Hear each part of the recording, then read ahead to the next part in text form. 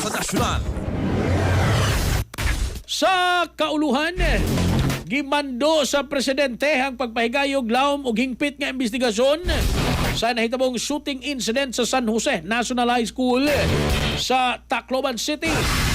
Sumas Malacañang gipahibaw ni Press Palace Officer Undersecretary Claire Castro nga naghatag ang Pangulo og direktiba para masiguro kaluwasan sa tanang lugar, ilabi na sa mga eskwelahan.